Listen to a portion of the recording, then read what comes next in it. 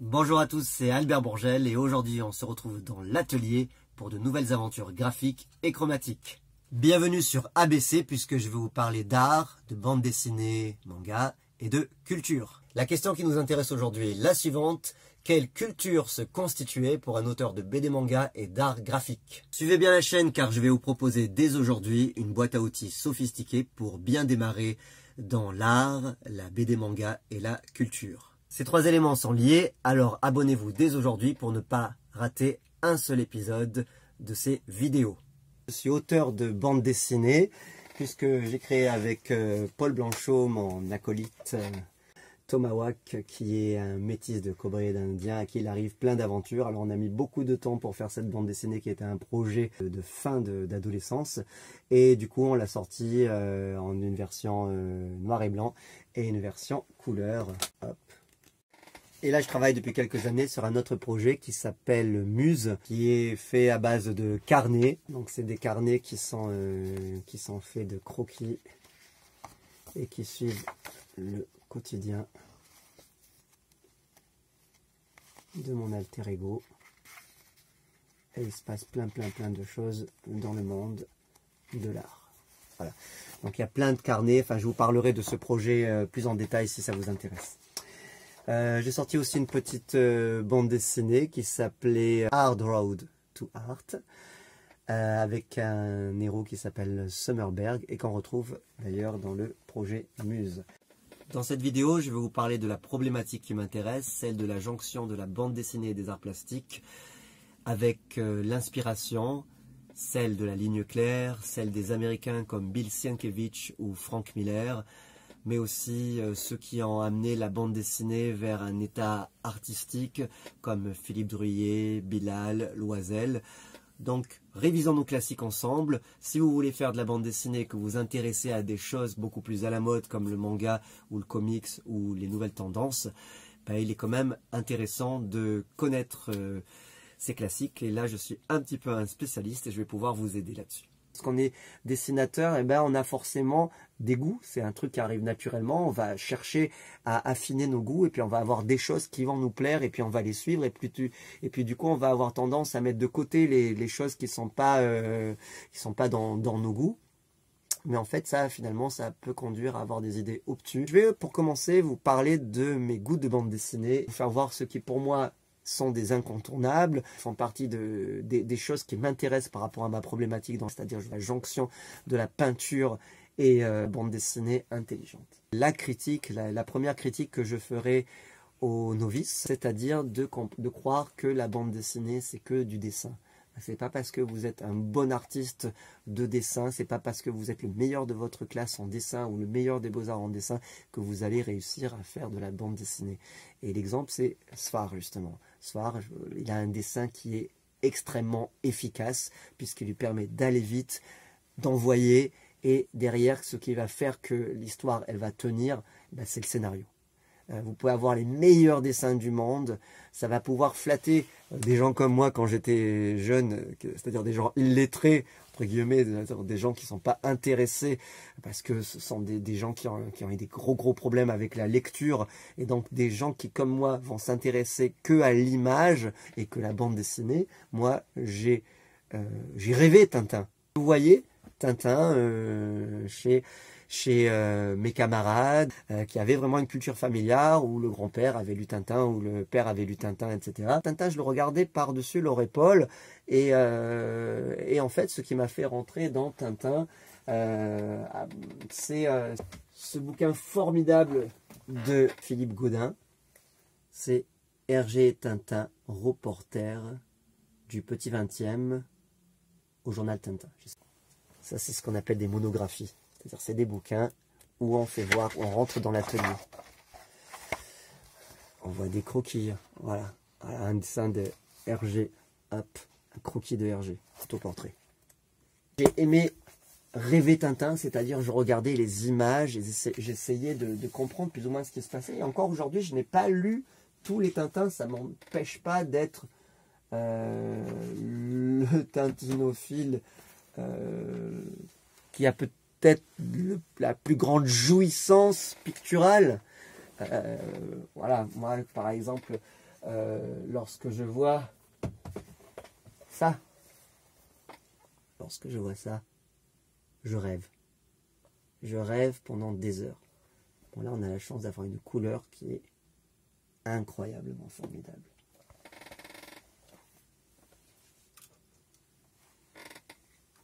J'avais montré ça dans un unboxing. Voilà. Ben, voilà, c'est ça la bande dessinée, c'est quand on va rêver sur les images, mais surtout lorsque le scénario il va pouvoir vous prendre par la main et vous dire, toi qui n'aimes pas mon dessin, ben mon pote, tu n'as rien compris. Suis-moi et tu vas voir comment je vais te rentrer dans mon histoire et comment tu vas me suivre et comment tu vas pas réussir à décoller et que au final, ce dessin que tu trouvais minable, eh ben, tu vas être complètement amoureux de lui jusqu'au fétichisme.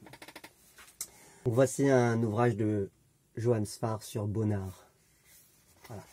Et j'avais acheté ça au musée Bonnard, au Canet, parce que ça rentre complètement dans la problématique. Voilà, Johann Sfar qui reprend du Bonnard. Et en fait, il faudrait que ces dessins sont absolument sublimes. Donc, grand amour de Johann Sfar. Et en plus, on a été au même lycée. Pas ensemble, j'ai pas eu le plaisir de le connaître. Voilà. Donc, dans le même style, Fred.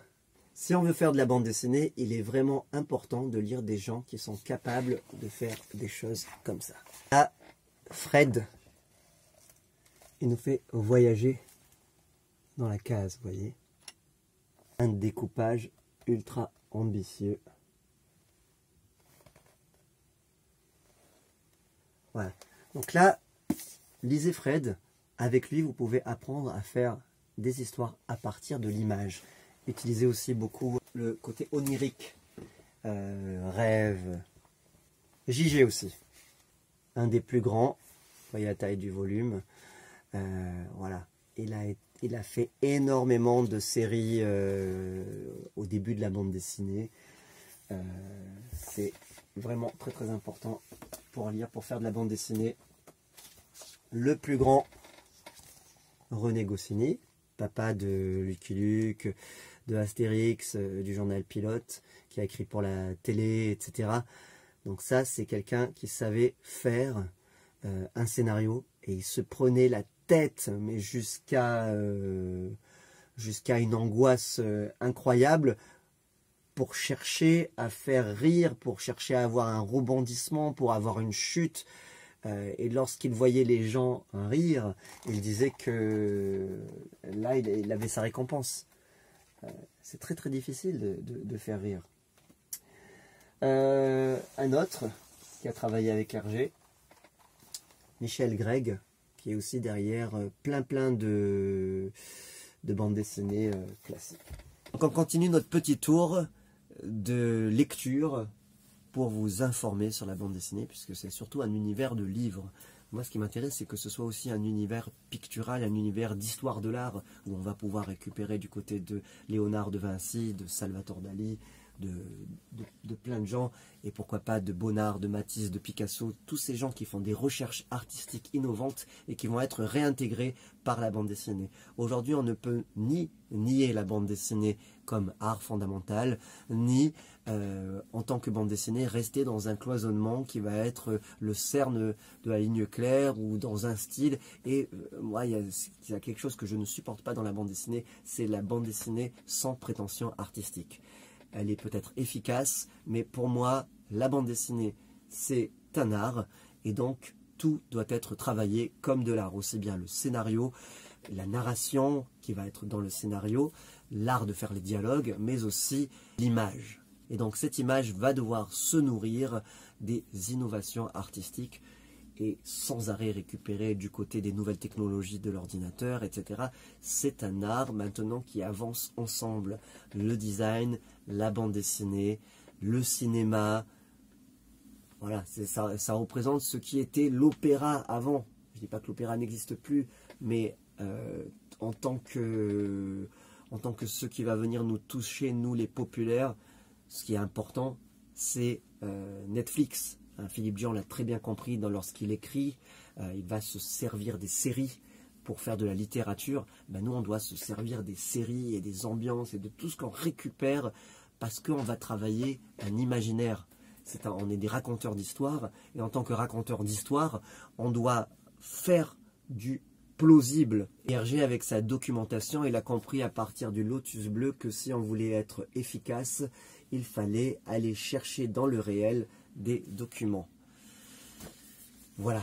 Donc, aujourd'hui, on a une chance incroyable, c'est d'avoir Internet, accès à plein de documents, on peut voyager partout, prenez des photos, inspirez-vous de tout.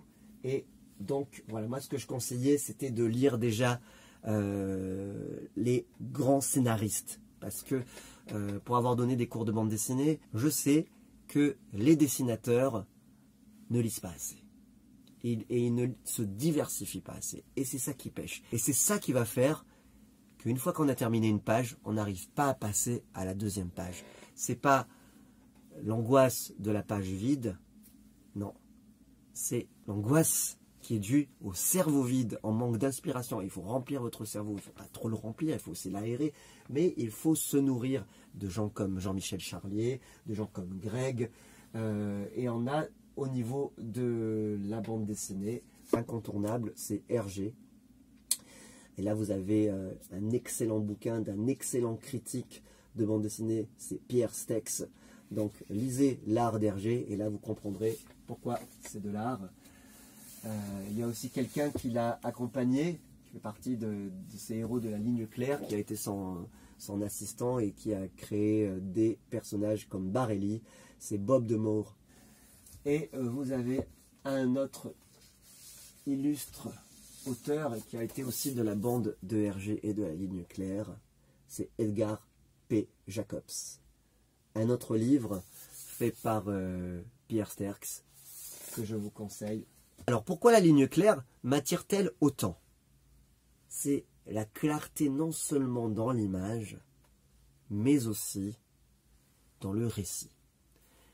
En fait, c'est du darwinisme. Tout ce qui ne sert pas disparaît. Par exemple, les ombres propres, les ombres portées. Tout doit être narratif. Lorsque Hergé a recours à un dégradé, c'est narratif. La ligne claire, en général, s'accompagne de fonds unis, qu'on appelle les aplats. Mais lorsqu'il y a besoin de montrer un couchant, eh bien on va utiliser une dérogation et on va montrer un dégradé. Nous avons après les auteurs au niveau du dessin de Rib. Voilà. Buddy Langway, Yakari, donc un univers protéiforme qui va de l'enfance et avec un petit côté aussi ligne claire. Et ce que j'aime chez de Rib, c'est déjà sa grande maîtrise de l'aquarelle. Vous voyez, c'est quelqu'un qui est parti du classique. Et ils partent tous du classique. Ils partent tous des dessins classiques et ils les font évoluer. Je vous conseille aussi Bourgeon, ce livre sur Bourgeon là, de Christian Lejallet. C'est un livre qui s'accompagne d'un DVD dans lequel on va accompagner Bourgeon dans son atelier et qui est vraiment très très précieux parce que vous avez vraiment l'ambiance de la création. Bourgeon, un excellent raconteur d'histoire et aussi quelqu'un qui a un graphisme somptueux.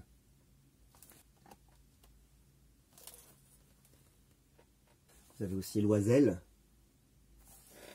Lui va avoir des découpages assez fabuleux, une utilisation des noirs et blancs sublime. Alors quelqu'un qui fait bien évoluer la ligne claire, Franck Le Gall.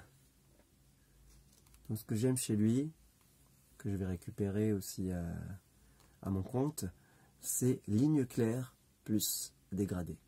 La ligne claire au départ, elle a été uniquement en aplat, d'abord en noir et blanc, et puis dans les années 40, après-guerre, on a utilisé la couleur, on a baissé le papier, le nombre de pages, pour compenser cette perte financière, mais c'était extrêmement onéreux, et la couleur, avec la quadrichromie de l'époque, n'était faisable qu'en aplat.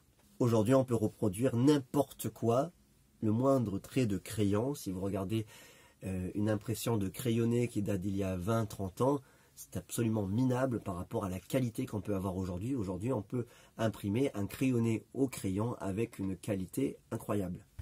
Toutes les personnes à présent qui vont nous faire passer du côté de l'art.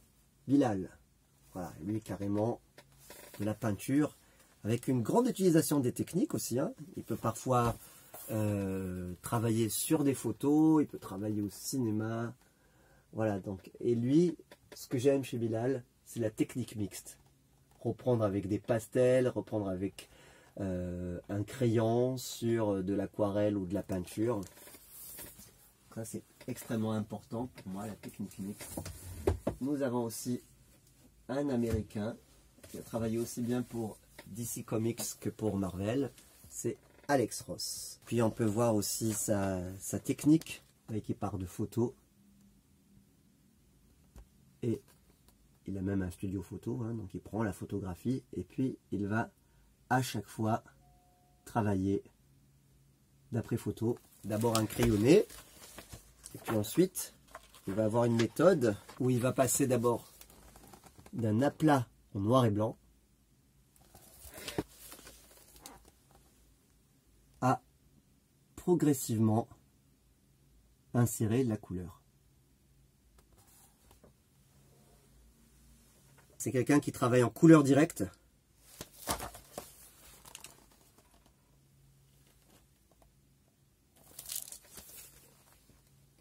Donc l'univers d'Alex Ross, bon, c'est de l'ultra figuratif, de l'hyper-réalisme.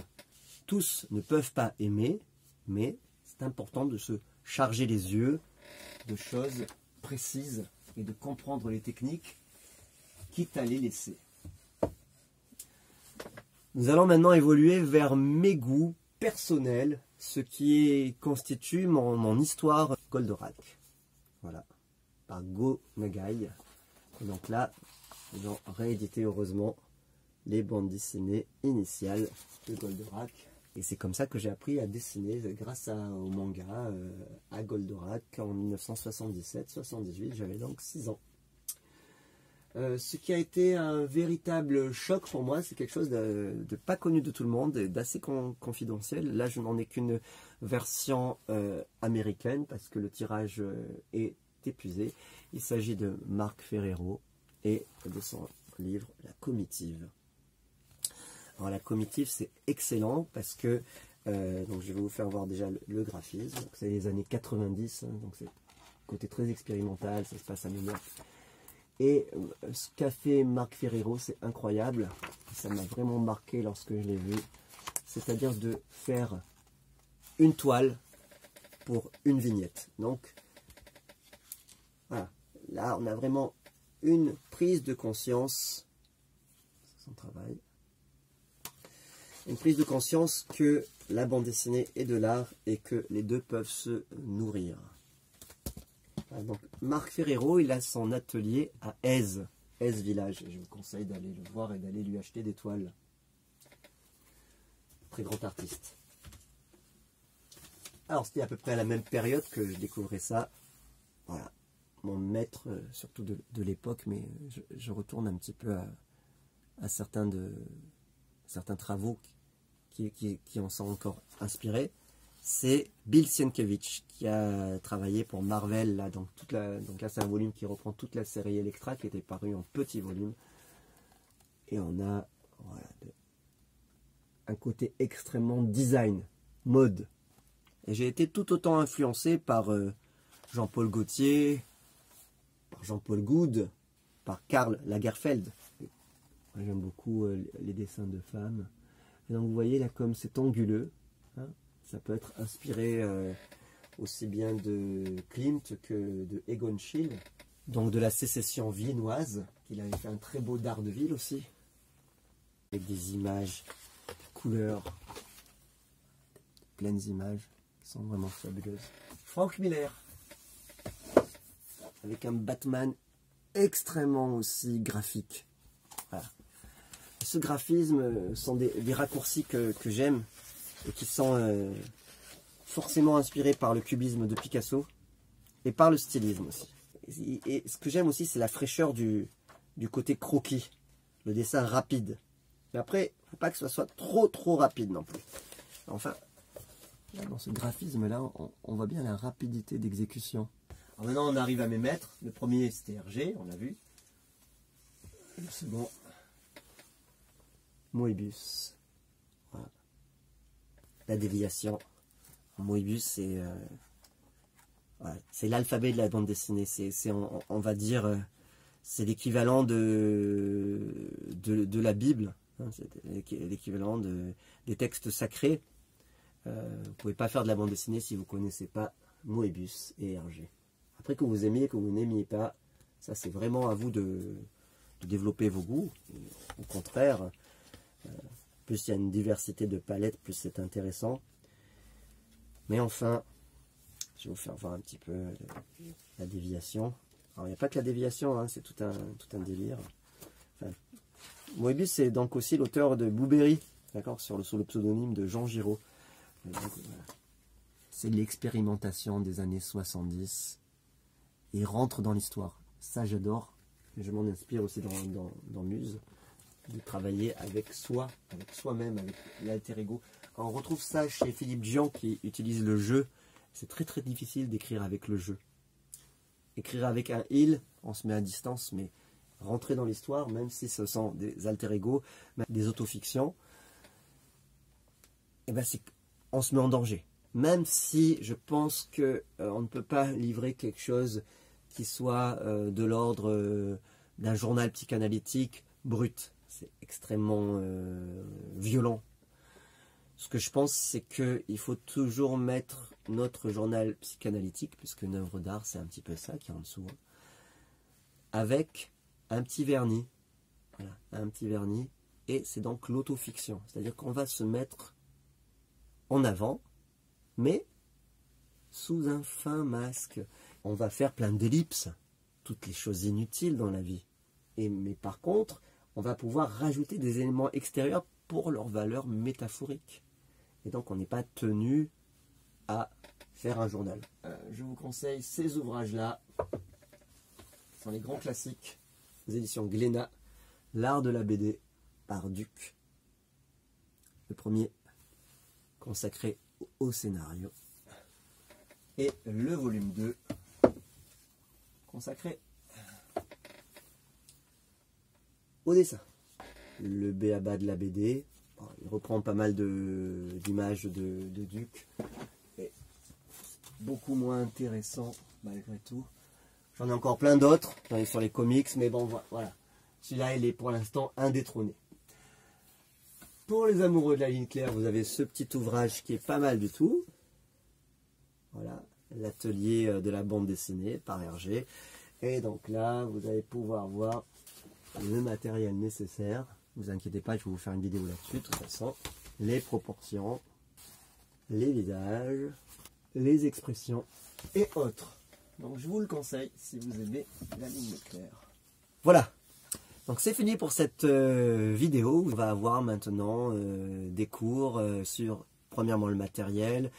Ensuite, les proportions, les visages, les expressions, tout ce qu'il faut pour savoir faire de la bonne bande dessinée avec des exercices d'application. Donc abonnez-vous, suivez la chaîne et n'hésitez pas à laisser vos commentaires et vos questions et j'y répondrai avec plaisir.